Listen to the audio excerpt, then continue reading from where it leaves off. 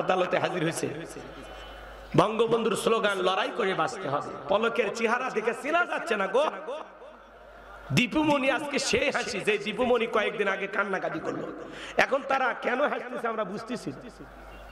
আলেমদের হাতে হাত করা থাকতো, ডান্ডা বিড়ি থাকতো, হেলমেট থাকতো, আর তারা পলক সাহেব দুই পুলিশের দুই হাত ধরে মনে হয় দুলে ভাই আর ভাইরা যাচ্ছে,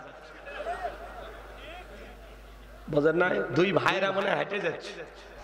এত যে আদর আপ্যায়ন কিসব করে আমরা বুঝি না। আমরা এগুলো দেখে মনে রাখতেছি। এরপরে যদি কোনো হুজুর আলেম ওলামা জেলখানায় যান আর তাদের হাতে হাত করার ডান্ডা বিড়ি যদি পরান, সেদিন খবর আছে। এই কথা বল নাকি আপনারা?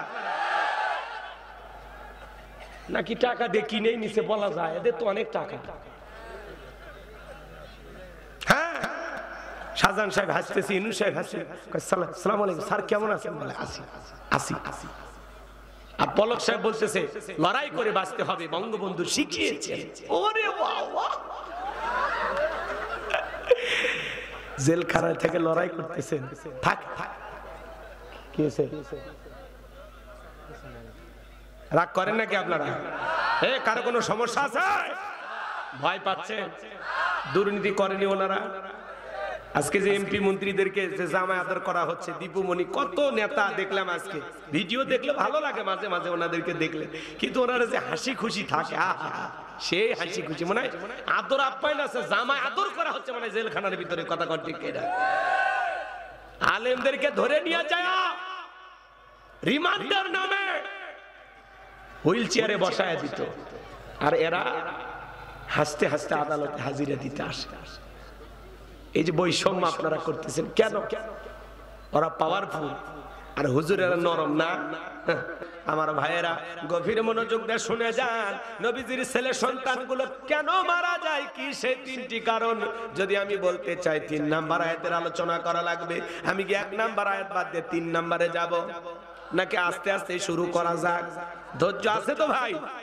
আচ্ছা, এতগুলো মানুষ কথা বলেন, আমার কান পর্যন্ত কেন আসে না? একটু একটু রাজশাহীর মানুষ রাগ করবেন। এই যে এত আম খান, ভিটামিন গুলো যাই কোন, নাকি সব বিক্রি করে দেন, সব বেচে দেন? মানে ভেজাল যা আছে আমাদেরকে খাওয়া, আর ভালোগুলো আপনারা খান নাকি? রাজশাহীর মানুষ মাশাআল্লাহ মাশাআল্লাহ, অনেক সুন্দর মানুষ আপনারা। এদিক খেয়াল করে শোনেন আমার ভাইয়েরা, আমি যে কথা বলতে চাচ্ছিলাম বাজান, একে তো সন্তান হারানোর ব্যথা, অন্যদিকে কাফেরদের সমালোচনা, আবার সাহাবা ইকরাম যারা ইসলাম ধর্ম গ্রহণ করে কাফের বেঈমানরা তাদের উপর নির্যাতন ও জুলুমের স্টিম রোলার চালায়। হযরতে বেলাল তখনও কালেমা পড়ে মুসলমান হন নাই। নবীজি রাতের বেলায় দারুল আরকামে বসা, হযরতে বেলাল বিশ্ব নবীর দরবারে উপস্থিত হয়ে গেলেন।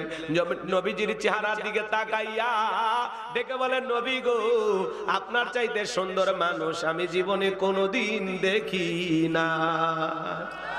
একটু জোরে বলুন না সুবহানাল্লাহ। আপনার আমার নবী কতটা সুন্দর ছিলেন জানেন? হযরতে জাবের রাদিয়াল্লাহু তাআলা বলেন, পূর্ণিমার রাত আমি রাসূলের বাড়িতে গিয়েছিলাম, সেদিন দেখেছিলাম চাঁদ উদয় হয়েছে দুইটা, একটা চাঁদ আসমানে আর একটা চাঁদ জমিনে। হযরতে জাবের ডেকে বলেন, একবার আমি আকাশের পূর্ণিমার চাঁদের দিকে তাকাই, আর একবার বিশ্ব নবীর চেহারার দিকে তাকাই, আমার কাছে মনে হয় ওই আকাশের পূর্ণিমার চাঁদের চাইতেও আমার নবীকে আমার কাছে বেশি সুন্দর মনে হয়। আম্মা জান আয়েশা ডেকে বলেন, মিশরের নারীরা ইউসুফ নবীর চেহারার দিকে তাকাইয়া আপেল কাটতে গিয়ে আঙ্গুল কেটে ফেলে দিয়েছিল, ওরা ফল কাটতে গিয়ে আঙ্গুল কেটে ফেলে দিয়েছিল। ওরা যদি আমার বিশ্ব নবীর চেহারার দিকে তাকাইতো, শুধুমাত্র আঙ্গুল নয়, আঙ্গুল কাটতে কাটতে হাত কাটতে কাটতে কখন যে নিজের কলিজা কেটে দুভাগ করে দিত মুহূর্তের জন্য টের পাইতো না। আপনার আমার নবী এতটাই সুন্দর। আম্মা জান আয়েশা আরো বলেন, ও দুনিয়ার মানুষ, তোমাদের একটা সূর্য আছে, আমি আয়েশার একটা সূর্য আছে। তোমাদের সূর্য উদয় হয় দিনের বেলায়, আর আমি আয়েশার সূর্য উদয় হয় রাতের বেলায়।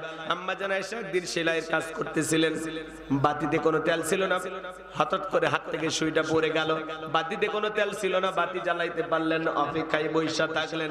বিশ্ব নবী যখন এশার সালাত আদায় করার পরে ঘরের ভিতরে সর্বপ্রথম প্রবেশ করে নবীজি আম্মা জান আয়েশাকে সালাম দিলেন। নবী নবী ঘরে ঢুকে স্ত্রীকে কি দিলেন? সালাম দিলেন। আপনি আমি যখন বাড়িতে প্রবেশ করব, আপনার আমার ঘরে ঢোকার সময় স্ত্রীকে সালাম দেওয়া দরকার আছে না নাই? বিবিকে সালাম দিবেন, আসসালামু আলাইকুম রহিমা, কেমন আছো সোনা? ঘরের দরজাটা খোলো না, আমি তোমার লিটনের বাপ, তোমার দিওয়ানা। বউ খুশি হয়ে দরজা খুলবে, কথা বলে ঠিক কি না? কিন্তু আমাদের ব্যবহার এত মিষ্টি না। ঘরের দরজা চিৎকারে মারে ডাকবে, এ রুবেলের মা, এ রুবেলের মা, দরজা খোল। বেশি দেরি হলে দরজা ভাঙে ফেলে দিয়া, আজ তোর পিঠের উপর কি যে হবি রে। ভিতর থেকে বউ বলে, এটা স্বামী না, সেকেন্ড আজরাইল। আছে না? না আছে। বাড়িতে ঢুকে স্বামীও সালাম দেয় না, বউ সালাম দেয় না, দুইজনে বোবা। কথা কন। সালাম আছে যেখানে শান্তি আছে, সালাম আছে যেখানে সমাধান আছে। অনেক বড় বড় ঝামেলা একটা সালামের মাধ্যমে সমাধান হয়। সূরা নূরের 27 নম্বর আয়াতে আল্লাহ কি বলেছেন? এক মুমিন আরেক মুমিনের গৃহে প্রবেশ করবে, ঈমানদার আরেকজন ঈমানদারের গৃহে প্রবেশ করতে হলে গৃহবাসীর অনুমতি নিয়ে গৃহবাসীকে সালাম দিয়া তারপরে বাড়িতে ঢুকতে হবে। আর আপনি বাসা বাসা করে বাড়ির মধ্যে ঢুকে যান, অনুমতিও নেন না, সালামও দেন না, কথা কন। মুসলমান দাবি করেন না? আপনি বাড়ির ভিতরে ঢুকে গেলেন, মহিলারা বেপরদায় আসে, আপনার সব দেখা শেষ। কারণ না ঠিক নাই, কে কোথায় কি করতেছে সব দেখা শেষ।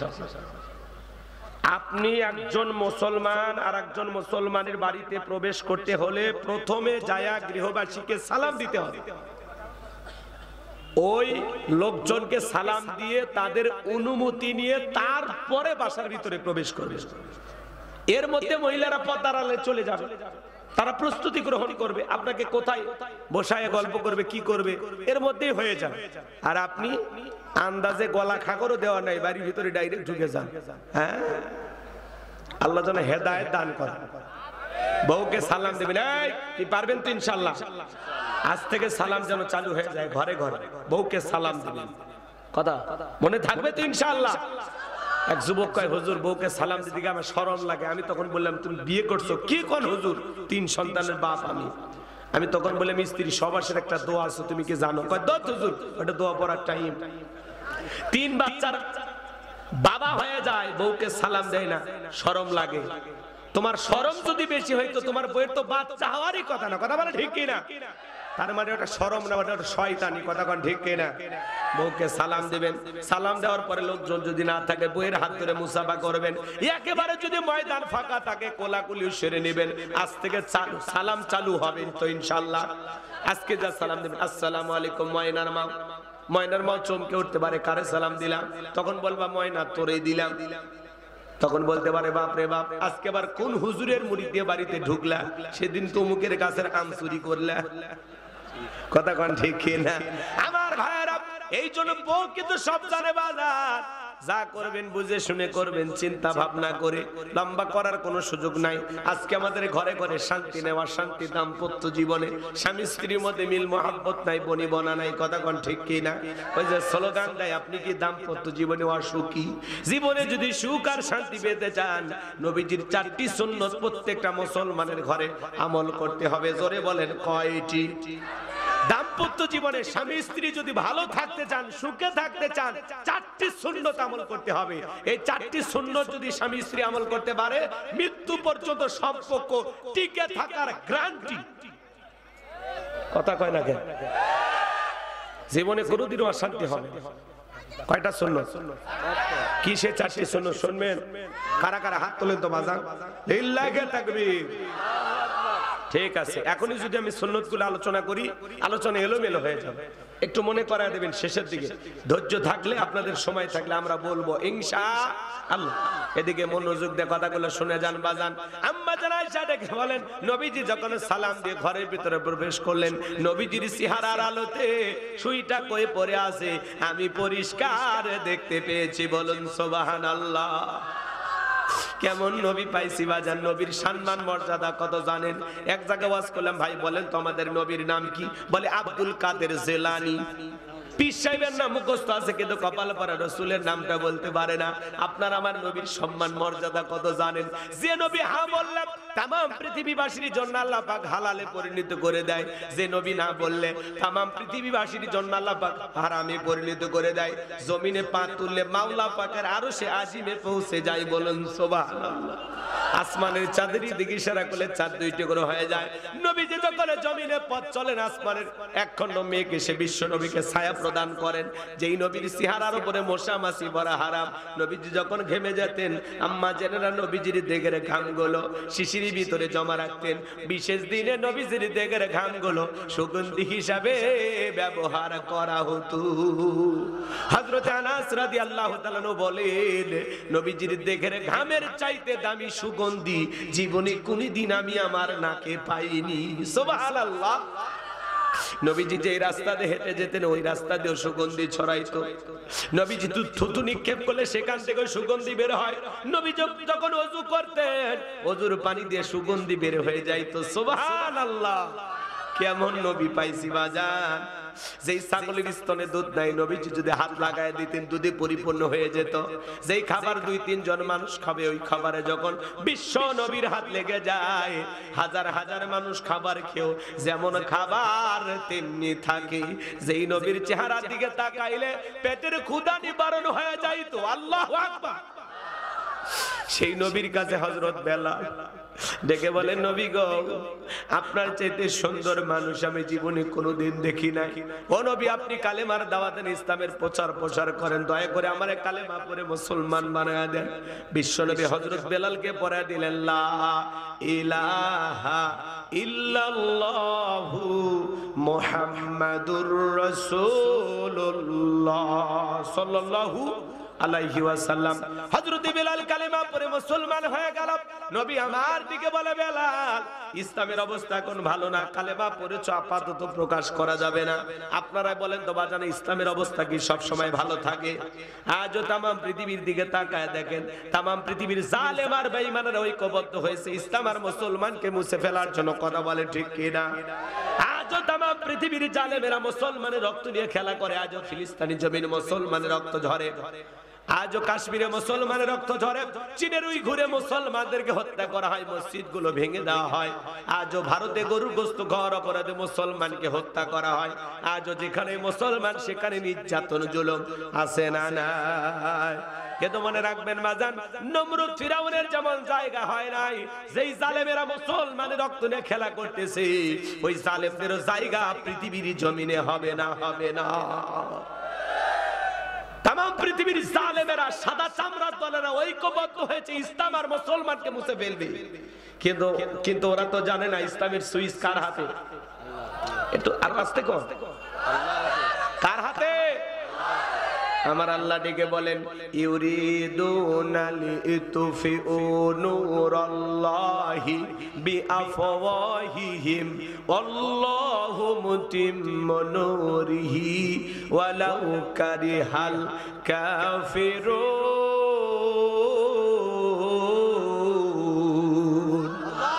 সূরা সাফ আয়াত নাম্বার 8।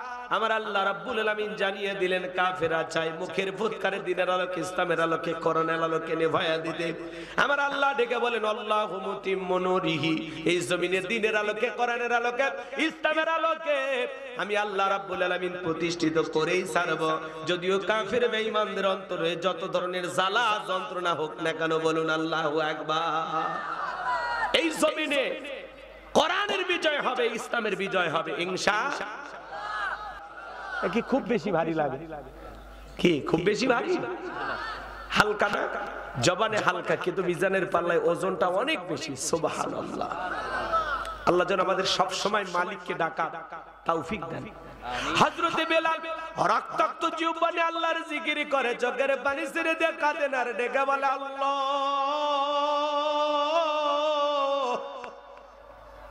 আমি বেলালের বুকের উপরে পাথর থাকার কারণে তোমার মতো মালিকের জিকির করতে বড় কষ্ট হয়। তুমি তো সে আল্লাহ, ইব্রাহিমের জন্য যদি নমরুদের আগুনকে ফুলের বাগান বানায় দিতে পারো, ও আল্লাহ তুমি কি পারো না? আমি বেলালের বুকের পাথরটাকে তুলার মতো নরম বানায় দিতে।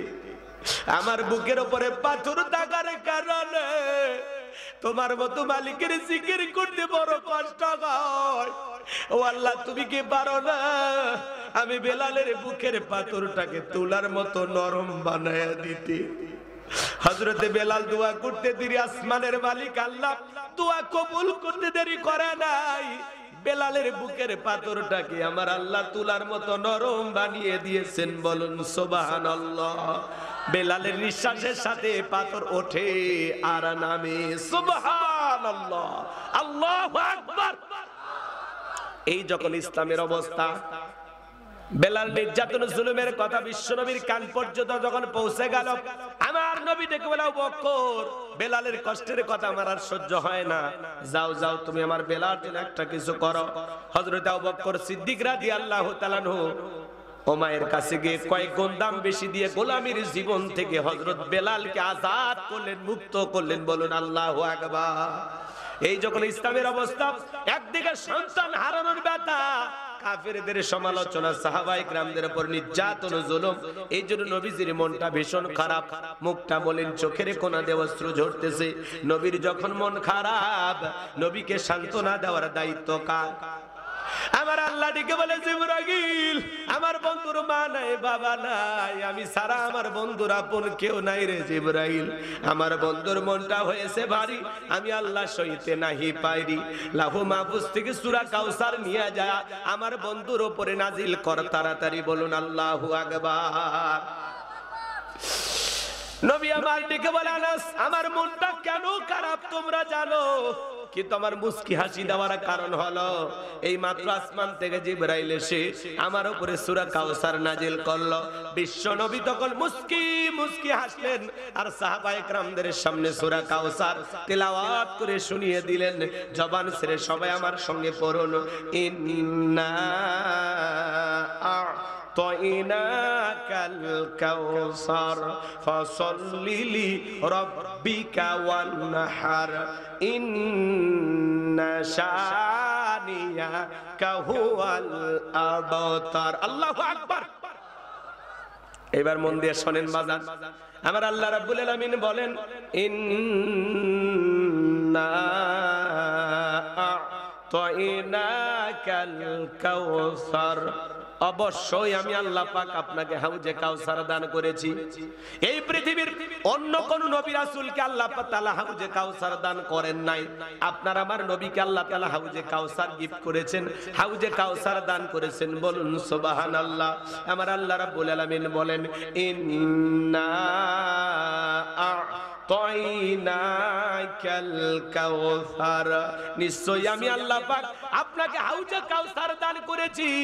এই হাউজে কাউসারের পানি দুধের মতো সাদা, মধুর চাইতে মিষ্টি, পানির মতো ক্লিয়ার। ওই কঠিন কিয়ামতের ময়দানে যেদিন বিচার দিবস কায়েম হয়ে যাবে, বিচার দিবসের একদিন হবে 50,000 বছরের সমান। যেদিন সূর্য হাত মাথার উপরে চলে আসবে, সূর্যের তাপে জমিনটা হয়ে যাবে তামার জমিন, পাহাড় পর্বত নদী নালা খাল বিল বিল্ডিং আমারত কোনো কিছু থাকবে না।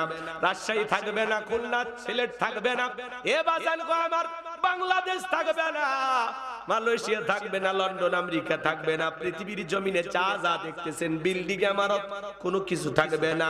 কুল্লু মান আলাইহা ফান, আল্লাহ তাআলা সবকিছু ধ্বংস করে দিবেন।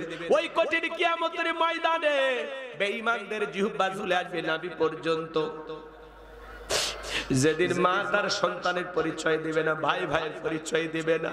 ইয়াউমা ইয়াফিরুল মারউ মিন আখি ওয়া উম্মিহি ওয়া আবি ওয়া সাহিবাতিহি ওয়া বানিহি, যেদিন ভাই ভাইয়ের কাছ থেকে পালিয়ে যাবে, মা সন্তানের কাছ থেকে পালিয়ে যাবে, বাবা সন্তানদের কাছ থেকে পালিয়ে যাবে, স্ত্রী স্বামীর কাছ থেকে পালিয়ে যাবে, সন্তানেরা মা বাবার কাছ থেকে পালিয়ে যাবে। কেউ কারো পরিচয় দিবে না, কেউ কারো উপকারে আসবে না।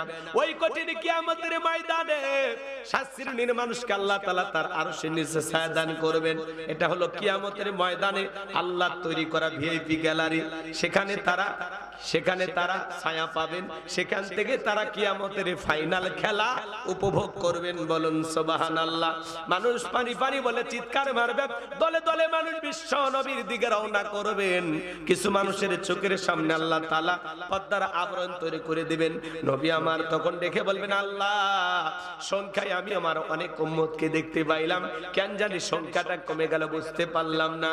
আমার আল্লাহ ডেকে বলে, বন্ধু পাইকারি দরে আপনি সবাইকে আজকে হাউজে কাউসারে পানি পান করাইতে পারবেন না। দুনিয়ার জীবনে দুইটি অপরাধ করেছিল যারা, আজকে হাউজে কাউসারের পানি পাবে না। তারা জোরে বলেন কয়টি অপরাধ? ওই দুইটি অপরাধ আপনার আমার ভিতরেও থাকতে পারে কিনা একটু জানার দরকার আছে না নাই? এদিক খেয়াল করেন, এদিক খেয়াল করেন। হযরত আবু বকর সিদ্দিক রাদিয়াল্লাহু তাআলা আনহু পিয়ালাগুলো ভরায় দিবেন, মাঝখানে দাঁড়িয়ে থাকবেন হযরত ওমর। হযরত ওমর বিশ্ব নবীর হাতে দিবেন, আর নবীজি তার আদরের উম্মতদেরকে খুঁজে খুঁজে কিয়ামতের ময়দানে হাউজে কাউসারের পানি পান করায় দিবেন। নবীজির হাতে এক পেয়ালা হাউজে কাউসারের পানি পান করতে পারলে জান্নাতে ঢোকা পর্যন্ত তাদের তৃষ্ণা মিটে যাবে। বলুন সুবহানাল্লাহ।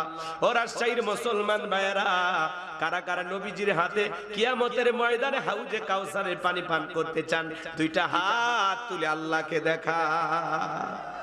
আল্লাহ আমাদের সবাইকে নবীজির হাতে হাউজে কাউসারের পানি পান করার তৌফিক দান করুন। একটু জোরে বলেন আমিন, আর একটু জোরে বলেন আমিন। এই যে হাত তুলে আপনারা চাচ্ছেন না পানি?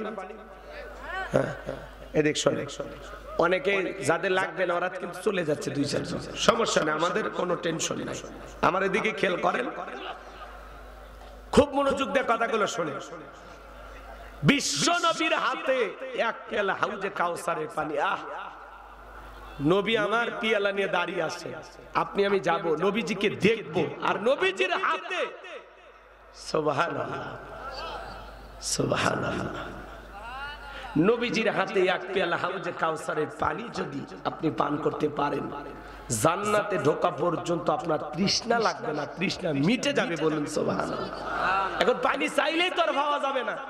আমি আপনাদের এলাকা আসলাম, একটা ছেলের হাতে কিছু চকলেট দিলাম, দিয়ে বললাম ভাতিজা আমার জন্য এক বাদা পানি নিয়ে আসো, একটু ওযু বানাবো। ছেলেটা চকলেট পায় মারছে দৌড়, মাঝখানে আছাড় খেয়ে পড়ে গেছে, হাঁটু ছিলে গেছে, রক্ত বেরোচ্ছে। আমি তখন বললাম বাবা পানি টানতে গিয়ে তোমার কষ্ট হয়েছে, মাঝপথে আছাড় খাইছো, ব্যথা পাইছো, হাঁটু ছিলে গেছে, রক্ত মনে বেরোচ্ছে। ওই ছেলেটার চকলেট থাকার কারণে বলতেছে আমি এরকম কত পরে যাই, আমার কিছুই হয় না। কথা বলেন না কেন? ওই ছেলেটার চকলেটের আনন্দের কারণে ব্যথাকে ব্যথা মনে হচ্ছে না। কিয়ামতের ময়দানের ওই কঠিন ভয়ঙ্কর দিনে নবীজির হাতে এক পেয়ালা হাউজে কাউসারের পানি যদি পান করতে চান, কিয়ামতের কঠিন দিন আপনার কাছে কঠিন মনে হবে না, আল্লাহ সহজ করে দেবেন। আল্লাহর আরশের নিচে ছায়া আর রাসূলের হাতে যদি হাউজে কাউসারের পানি, এই দুইটা যদি আল্লাহ তাআলা আপনার আমার তকদিরের নসিবে জোটায়া দেয়, আপনি আমি জান্নাতি, আপনার আমার কোনো টেনশনই নাই। সুবহানাল্লাহ বলবেন না? এবার শোনেন, পানি চাইলে তো পাওয়া যাবে না, একটু কাজ করা লাগবে। হাউজে কাউসারে পানি চাইলে কি পাওয়া যাবে? কি কাজ করা লাগবে একটু জানার দরকার নেই?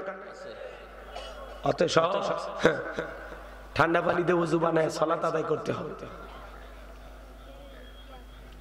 পুরাতন মুসল্লি যারা নিয়মিত সালাত আদায় করে, হঠাৎ করে কোন মুসল্লি যদি নামাজ ধরা শুরু করে, ওরে দেখে সমালোচনা করে, হ্যাঁ আর সূর্য কোন দিক উঠছে, উত্তর পাড়া বাসা দিকে মসজিদে নামাজ পড়বি না আবার 2 দিন পরে ছাইড়ে দিবি, এরকম বলে কিনা ভাই? হাসি তামাশা করে। এই চাচা মিয়া, আপনার এই কথা শুনে ওই লোকটা যদি জোহরে সালাত আদায় করার পরে আসর থেকে না আসে, আল্লাহর কাছে কি জবাব দিবেন বলেন? ও 2 ওয়াক্ত পড়বে না 2 দিন পড়বে, ওটা ওর ব্যাপার। আপনি কেন বলেন নতুন নতুন মুসল্লি আমদানি, নামাজ পড়বে না 2 দিন পরে ছাইড়ে দিবে। মসজিদের মানে সিসি ক্যামেরা, কে আসে কে যায় খবর রাখে। কথা বলেন, আমরা ঘৃণা ছড়াবো না, আমরা ভালোবাসা ছড়াবো। একজন হঠাৎ করে নামাজ ধরছে, দেখে ভালো লাগলে বলেন ভাতিজা তুমি মসজিদে আসছো, দেখে দিলটা ভরে গেছে, আল্লাহর কাছে দোয়া করি আল্লাহ যেন মৃত্যু পর্যন্ত তোমাকে মসজিদে এসে সালাত আদায় করার তৌফিক দান করে। আপনি দোয়া করেন, ভালোবাসা দেন, আসরের নামাজ পড়ে বাজারে নিয়ে এসে এক কাপ চা খাওয়ায় দেন, কথা বল। আর আপনি সমালোচনা করেন, নামাজ পড়বি না আল্লাহর সাথে তামাশা করেন, কথা কয় না? যুবক বয়সে দাড়ি রাখছে, এটা সমালোচনা। এই বয়সে দাড়ি রাখলি বুড়ের ভাব ধরলি, দাড়ি রেখে বউ নিয়ে ঘুরতে গেছে, ভাবি আসসালামু আলাইকুম, সাথে চাচার খবর কি? বউ বাড়িতে এসে রাগ করে, তোমার সাথে বাহিরে যাওয়া যায় না কেন? কয় আমার ডাকে ভাবি আর তোমার ডাকে চাচা। যেই বউ নবীর সুন্নত দাড়িকে মহব্বত করে না, ভালোবাসে না, ওই বউ আপনাকে 100% ভালোবাসা দিতে পারে না। কথা বলেন ঠিক কিনা? পৃথিবীর সকল নবী রাসূলদের মুখে দাড়ি ছিল।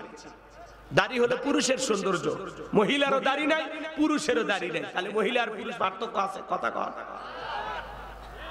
দাড়ি ছাড়া পুরুষকে দেখতে পুরুষের মতো লাগে, দাড়ি রাখবে, কাইটেন না, একটু রেখে দেয়, ভালো লাগবে, ভালো লাগবে। এই দাড়িওয়ালা, এই যে পথে ঘাটে দেখেন না দুর্ঘটনায় মানুষ মারা যায়, কথা কয় না, পকেটে টুপিও নাই, মুখে দাড়িও নাই, আল্লাহ না করুক বাস দুর্ঘটনা আপনি মারা গেছেন ঢাকা যাওয়ার কথা, মানুষ তখন কি করবি? লুঙ্গি খুলে দেখবি মাথা কাটানো আছে না, কথা কান ঠিক না? আর একটা টুপিও যদি ব্যবহার করতে পারেন তাও মানুষ দেখে বুঝবে এটা মুসলমানের বাচ্চা, এটা মুসলমানের সন্তান, কথা কান। আর আপনার কি নাই? টুপিও নাই, দাড়িও নাই, মানুষ মরার পরে কাপড় খুলে দেখবে। অতএব বাঁচতে হলে জানতে হবে, কথা কয় না কেন? এই যে মাহফিলে আসছেন অনেকের মাথায় টুপি নাই, চলেন আমার সাথে, চলেন ময়মনসিংহে চলেন, জামালপুর চলেন, ফেনী, নোয়াখালী, কুমিল্লাতে চলেন, একটা শ্রোতার মাথা টুপি ছাড়া পাবেন না। তারা এত আদব নিয়ে মাহফিলে আসে। আর আমার দেশের এই উত্তরবঙ্গের শ্রোতা এমনও জায়গা আছে বিড়ি টানতে টানতে ওই মনে ফেলে দিয়ে আস্তে করে বসে, আবার মাহফিল শেষ আর একটা টানতে টানতে বাড়ি যায়, কথা কয় না? মানে এতক্ষণ মানে বিড়ির ফজিলতের ওয়াজি হুজুর করছে, রাগ কইরেন না, খারাপ লাগে নাকি আপনাদের? ওয়াজ কি চলবে? হাউজে কাউসার, এদিক হাউজে কাউসারে পানি পান করতে গেলে কাজ করতে হবে দুইটি। জোরে বলেন কয়টি? দুইটা আঙ্গুল তুলে বলেন তো কয়টি? দুইটি। আরো জোরে, জোরে বলো না। মাশাআল্লাহ, আওয়াজ আছে কিন্তু খাঁটি শ্রোতারা এখনো আছে, নির্ভেজাল মানুষ যারা তারা শেষ পর্যন্ত থাকে। এই 3টা আয়াত 30 মিনিট শেষ হয়ে যাবে ইনশাআল্লাহ, কবুল করেন, জোরে বলেন আমিন। তারপরে যারা চলে যাচ্ছেন যদি পারেন আমার গাড়ি ড্রাইভারের কাছে আমার লেখা একটা বই আছে, শেষ বিদায়, মৃত মানুষকে নবীজির তরিকায় কিভাবে বিদায় করতে হবে, জান্নাত জাহান্নাম সম্পর্কে আলোচনা দেয়া আছে, মৃত ব্যক্তিকে চুমা খাওয়া জায়েজ না হারাম, আত্মহত্যা করে মারা গেলে তার জানাজায় যাওয়া যাবে কিনা, মৃত ব্যক্তিকে নিয়ে অনেক প্রশ্ন আমাদের জানা থাকে, কিন্তু আলেমদের কাছে প্রশ্ন করে অনেক সময় অনেক জায়গায় উত্তর মেলে না। বইটার ভিতরে উত্তর দেয়া আছে, অনেক বিষয় নিয়ে আলোচনা দেয়া আছে, প্রত্যেকটা কথার দলিল আছে, যদি পারেন আপনারা নিয়ে যাবেন ইনশাআল্লাহ। 76 পৃষ্ঠার বইটা, বিশেষ কিছু দোয়া আছে, 2টা গজল আছে, আমার মাদ্রাসার ঠিকানা, মোবাইল নাম্বার সব দেয়া আছে। 50 টাকা হাদিয়া দিয়ে যদি পারেন যারা যাচ্ছেন নিয়ে যাবেন ইনশাআল্লাহ। আর যারা আছেন একটু অপেক্ষা করেন, কষ্ট হচ্ছে, এগুলো যুবকেরা কেনে না, ওরা কেনে উপন্যাস, প্রেম কেন কাঁদায়, যৌবনে মৌবনে অভিশাপ্ত রাত, মিলন হবে কতদিনে, তোর মরণের পরে। এগুলো আজে বাজে উপন্যাস কিলে যুবকদের চরিত্র নষ্ট হয়ে যাবে, কথা বলে ঠিক কিনা? আল্লাহ যুবকদের হেদায়েত দান করুক, জোরে বলেন আমিন। যুবকদেরকে একটু পরে সাইজ করতেছি, একটু পরে, এরা খুব খুব বাইরে গেছে, মানে কি কয় চাচা বাড়ি ঘর কেন সাজানো, চাচা হেনা কথা, কি যে একটা ফাউল ডায়লগ এরা ভাইরাল করে, অবাক হয়ে যায় আমরা যুবকদের কাহিনী দেখে অবাক হয়ে যায়। কয় চাচা বাড়ি ঘর কেন সাজানো, হেনা কথা, হেনা শ্বশুর বাড়িতে গেছে, তোর সমস্যা, তুমি তো হেনার যোগ্য না। মনে রাখবা হেনা টিনা আমিনা এগুলোর পিছনে ছুটে লাভ না, নিজের যোগ্য হও, নিজেকে প্রতিষ্ঠিত করো, ভালো মানুষ হও, হাজারো হেনার বাবা তোমার বাড়িতে লাইন দেবে, কথা বলে ঠিক কিনা? আর এগুলো আউল ফাউল সময় যদি নষ্ট করো, এরকম হেনারা শেখা দেবে, আর তখন গান খাবি, আছে না, গান টান গাবি, গাঁজা টাজা খাবি, রাস্তাঘাটে ঘুরবি, মাতলামি করবি, আর বলবি আজও প্রতি রাত জেগে থাকি হেনাকে পাওয়ার আশায়, নাই তাই দুটি চোখে ঘুম নেই নাকি? আল্লাহ যেন যুবকদের হেদায়েত দান করে।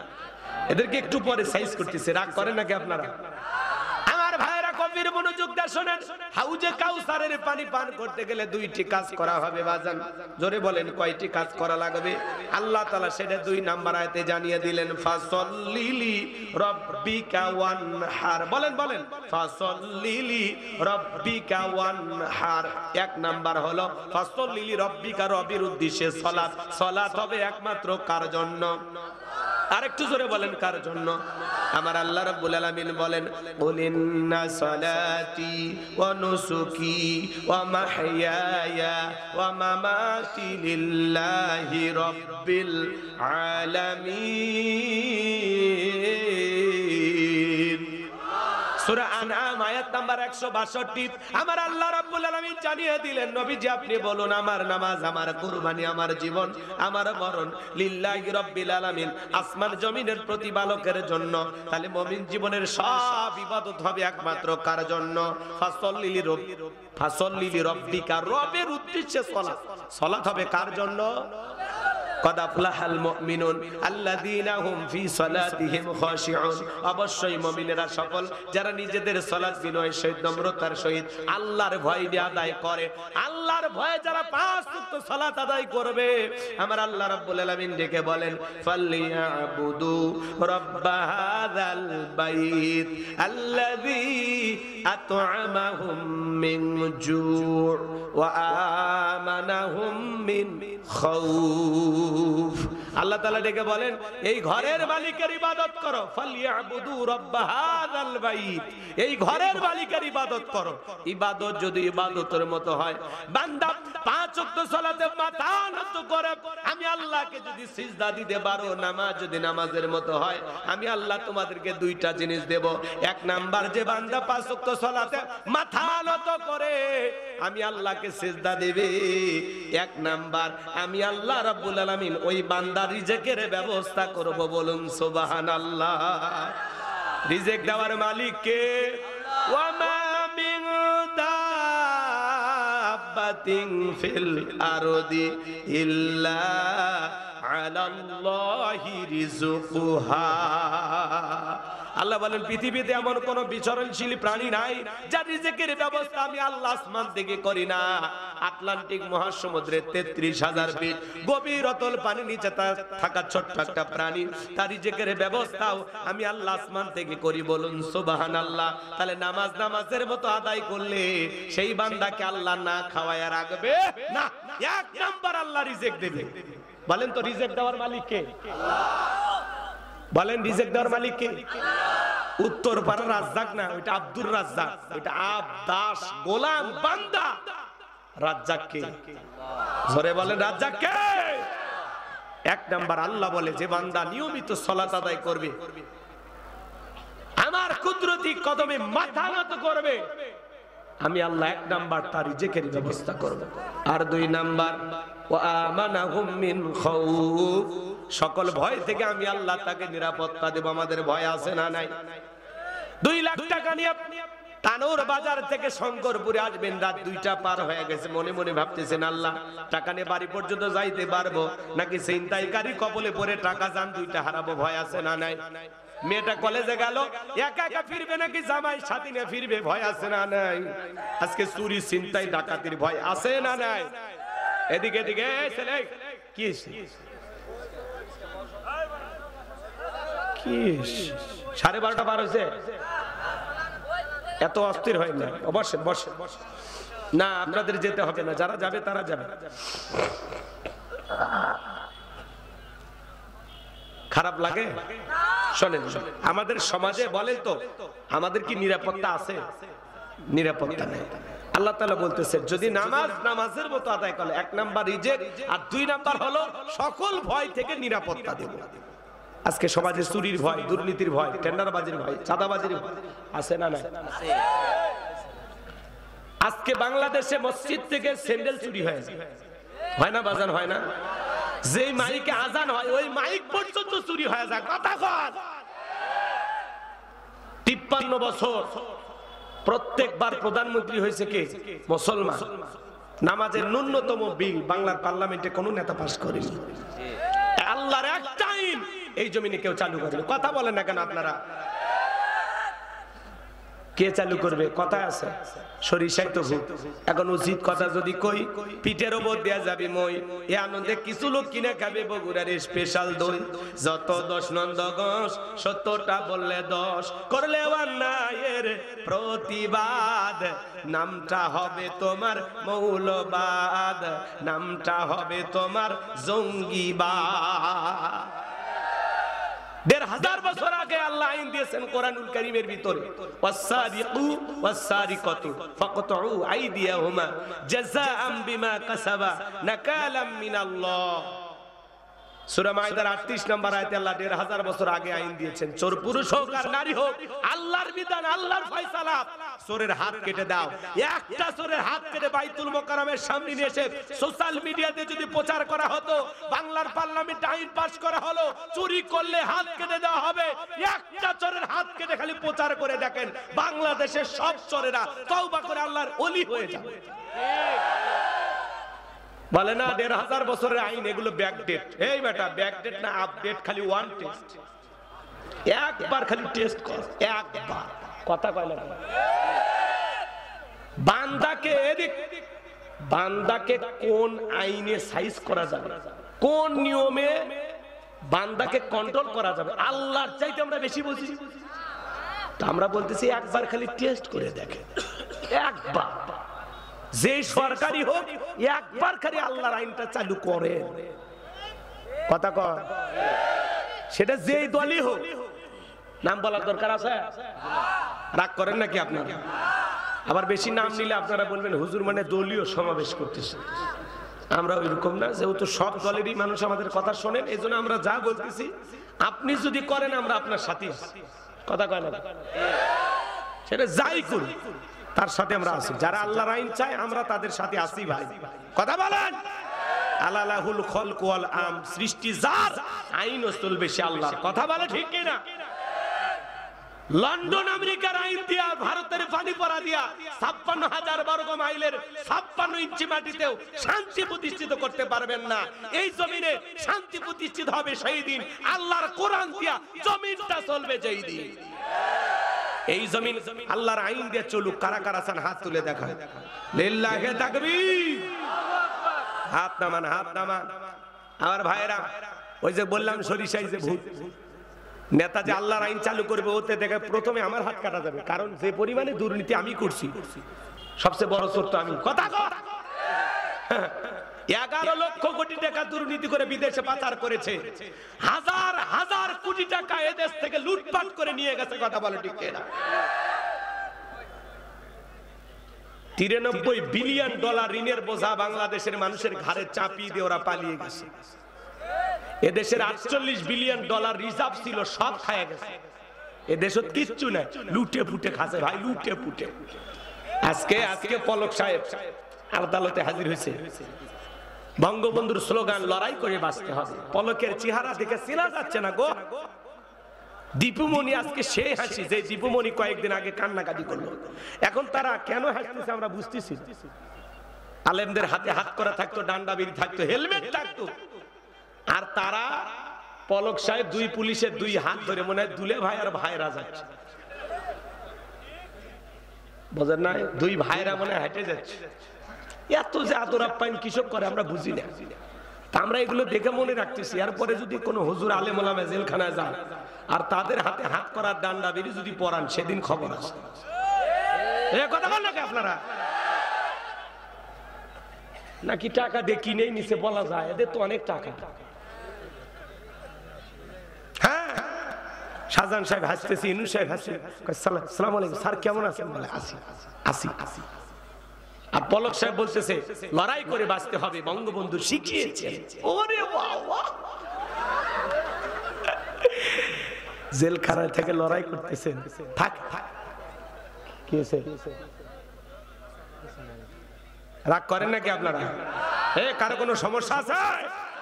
ভয় পাচ্ছে? দুর্নীতি করেনি ওনারা? আজকে যে এমপি মন্ত্রীদেরকে যে জামায় আদর করা হচ্ছে, দীপুমণি, কত নেতা দেখলাম আজকে। ভিডিও দেখলে ভালো লাগে মাঝে মাঝে ওনাদেরকে দেখলে, কিন্তু ওনারা যে হাসি খুশি থাকে, সেই হাসি খুশি মনে হয় আদর আপ্যায়ন আছে, জামায় আদর করা হচ্ছে মানে জেলখানার ভিতরে। কথা কর ঠিক না? আলেমদেরকে ধরে নিয়ে যায় রিমান্ডের নামে হুইল চেয়ারে বসায় দিত, আর এরা হাসতে হাসতে আদালতে হাজিরা দিতে আসে। এই যে বৈষম্য আপনারা করতেছেন কেন? ওরা পাওয়ারফুল আর হুজুরেরা নরম না। পরকাল নামের একটা জীবন আপনাদেরও আছে। বিবেকের বিরুদ্ধে উল্টাপাল্টা কাজ করবেন, আল্লাহর কাছে ধরা খাবেন। কথা বল ঠিক না? এমপি মন্ত্রীরা বড় বড় কথা বলতো, সেই এমপি মন্ত্রী আছে বাজার আছে আছে 5-10 কোটি টাকা দামের গাড়িগুলো গ্যারেজে পড়ে আছে, এমপি মন্ত্রী নাই। মন্ত্রীরা সব কোথায় গেল, এমপিরা সব কোথায় গেল, কোথায় কাদের কাকা? ওদের সারা দেশটা এখন লাগে ফাঁকা ফাঁকা। পালাবো না পালাবো না পালাবো না পালাবো না, যাই না তাদের দেখা, ওদের সারা দেশটা এখন লাগে ফাঁকা ফাঁকা।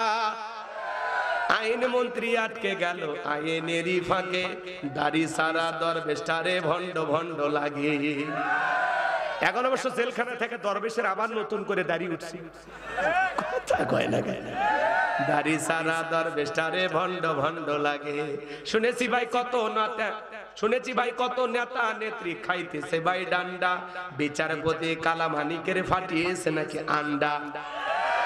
এটা আমার খবর না, মিডিয়ার খবর। এই বিচারপতি শামসুদ্দিন মানিক আল্লামা সাইদি হুজুরকে মৃত্যুদণ্ডের রায় দিয়েছিল। আমরা বলতে চাই যে কুখ্যাত কালামানিক আল্লামা সাইদি হুজুরকে মৃত্যুদণ্ডের রায় দিয়েছিল, ওই একই ট্রাইব্যুনালে বিচারপতি মানিককে মৃত্যুদণ্ডের রায় দিতে হবে, দিতে হবে। কথা বলে এই বিচারপতি শামসুদ্দিন মানিক টকশোতে আমার বোনকে অপমান করে রাজাকারের বাচ্চা বলেছিল, ছাত্র আন্দোলনে সবাইকে রাজাকারের বাচ্চা বলে গালি দিয়েছিল। 116 জন আলেমের তালিকা করে ঘাতক দালাল নির্মূল কমিটি সহ এই বিচারপতি মানিক দুদকের কাছে জমা দিয়েছিল। আমার রোল নাম্বার ছিল 23, সিরিয়ালে আমি কত ছিলাম? যারা আলেমদের তালিকা করেছিল আজকে তারা বিনা তালিকায় জেলখানায়। কার খেলা? পলকের ঝলক গেল, পলকের ঝলক গেল, থামিয়ে নেটের চাকা, ওদের সারা দেশটা এখন লাগে ফাঁকা ফাঁকা। কোথায় গেল সংসদেতে মমতাজের গান, কোথায় গেল হযরত বলা স্বামী ওসমান? 70 রাকাত থেকে 80 রাকাত তাহাজ্জুদ পড়তো, বিরাট বড় আল্লাহর ওলি দাবি করত। 41 সাল পর্যন্ত টিকে থাকা স্বপ্নও দেখেছিল, কিন্তু 24 সালের 5 আগস্টে ভাগ্যে কি আছে আল্লাহর ওলিরা জানতো না। মাইক পালে স্বামী ওসমান বলতে খেলা হবে। আজকে পুরো বাংলাদেশের মাঠ পড়ে আছে, কিন্তু ওরা খেলোয়াড়রা নাই। কোথায় গেলেন দুলা ভাই? আসেন, খেলা হবে। কথা কোন ঠিক কিনা? আমার ভাইরা মন খারাপ করবেন না, কষ্ট মনের মধ্যে নেবেন না। যারা দেশটাকে লুটে পেটে খেয়েছে, দুর্নীতি করেছে বাদান, ওদের বিচার বাংলার জমিনে হওয়া দরকার আছে না নাই? এই দুনিয়ার আদালতে টাকার কারণে ওরা হয়তো বা সারা পেতেও পারে, কিন্তু আল্লাহর আদালতে এই জনগণের প্রত্যেকটা টাকার হিসাব নেতাদেরকে দিতে হবে।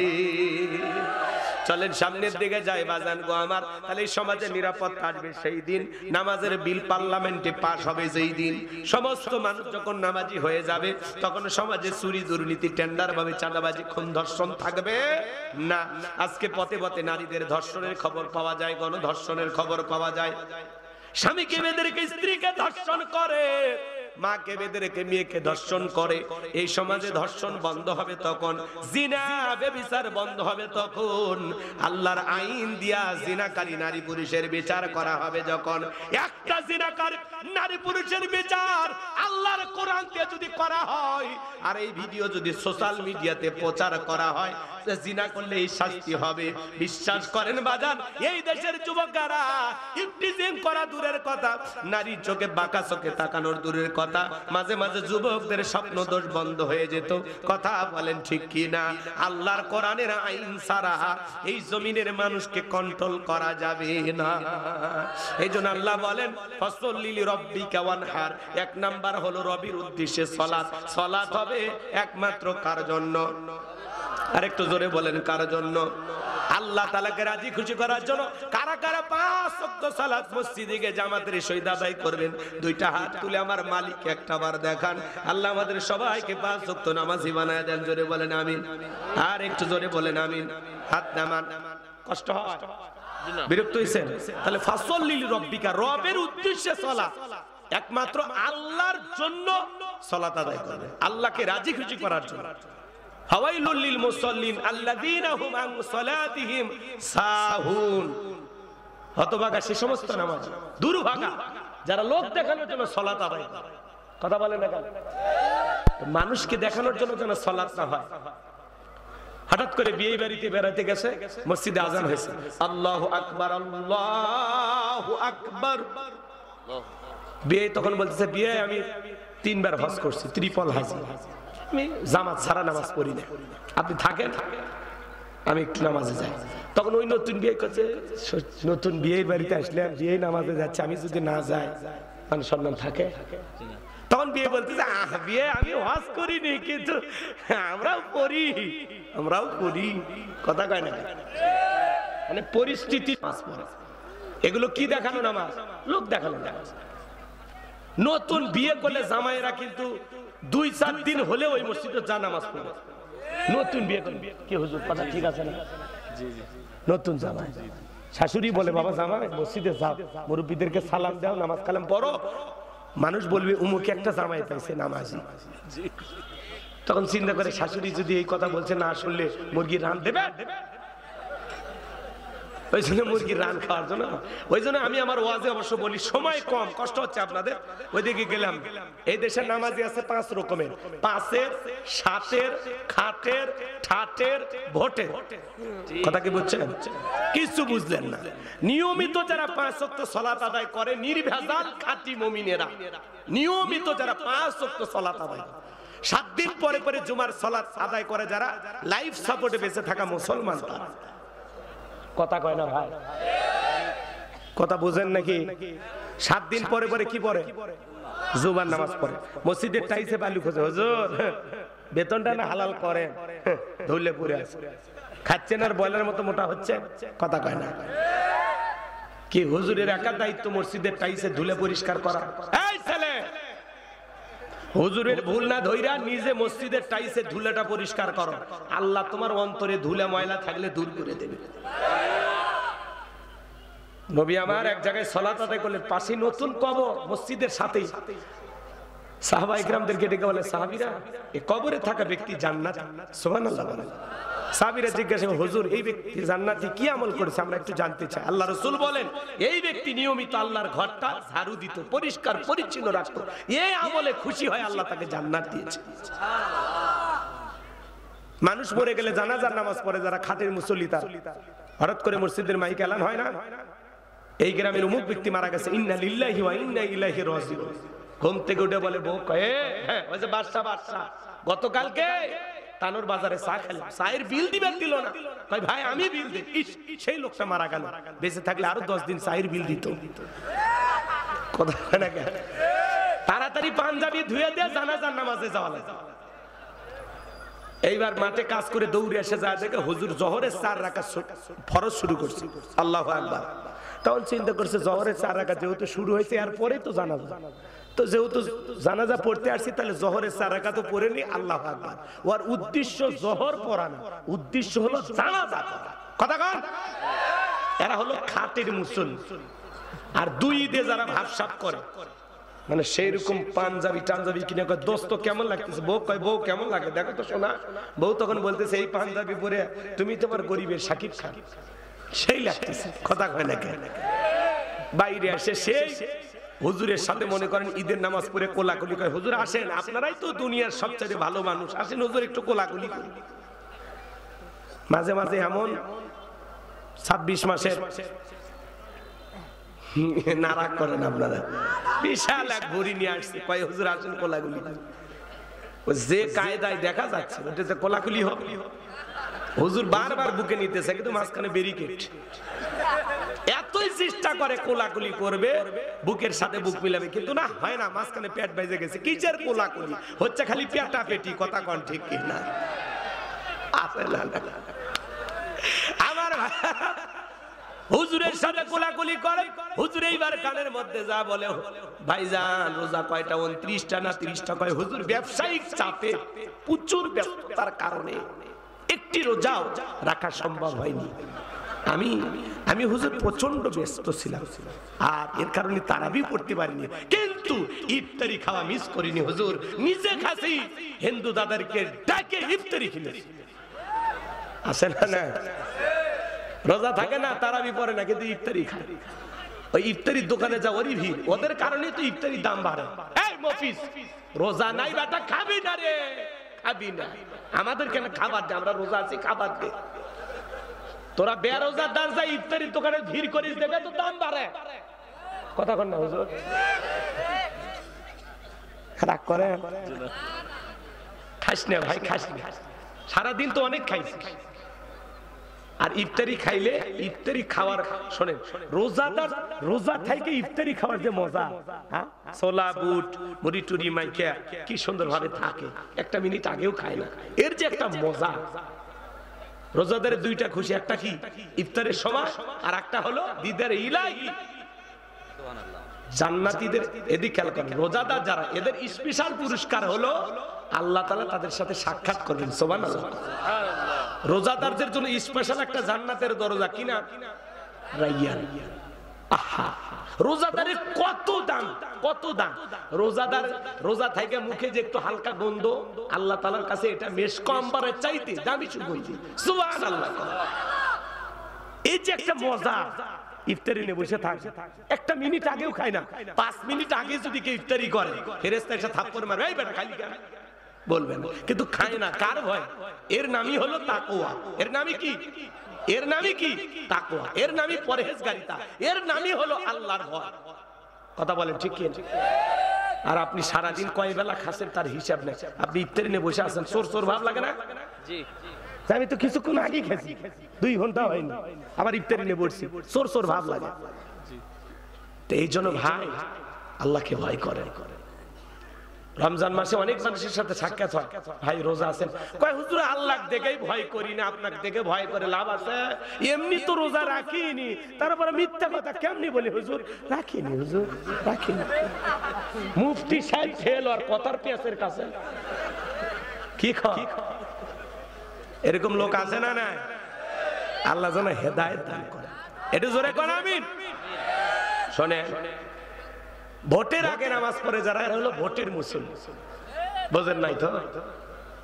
টুপি পরবি, পাঞ্জাবি পরবি, কি সুন্দর ভাবসাব নিয়ে মাহফিলে এসে হাজির হবি। ভাইয়েরা আমার, বোনেরা আমার, আগামীতে যদি আমাকে তরমুজ মার্কায় ভোট দিয়ে এলাকার সেবা করতে দেন, ঘরে ঘরে তরমুজের বিচি পৌঁছে যাবে, রাস্তাঘাটে উন্নয়নের জোয়ারে ভাসিয়ে ডুবিয়ে মারবো ইনশাআল্লাহ। কি স্লোগান চাপাবাজি দিয়া ওই নির্বাচনের আগে মাথায় যারা টুপি পরে, এরা হলো সবচেয়ে বড় ধর্ম ব্যবসায়ী। কথা কর, মার্কা থাকে যে কয়দিন, আনাগোনা সে কয়দিন, অলি গলি ঘরে। আর তাদের পিছনে আমরাও কম খারাপ না, 1.5 টাকার বিরিয়ার চা খায়। কি স্লোগান? বল্টু ভাইয়ের চরিত্র ফুলের মতো পবিত্র, নামাজ পড়ে 1 ওয়াক্ত, গাঁজা খায় 5 ওয়াক্ত, গুমসুরিতে পাকা পোক্ত, শয়তানের 1 নাম্বার ভক্ত, হুজুরদের জন্য খুবই শক্ত, চুষে খাই গরিবের রক্ত। পোস্টারে লেখা আছে গরিবের বন্ধু, ভোট দিয়ে দেখেন গরিবের কয় নাম্বার শত্রু। একটা বয়স্ক ভাতার কাঠ নিবের গেলে 2-1 হাজার খায়।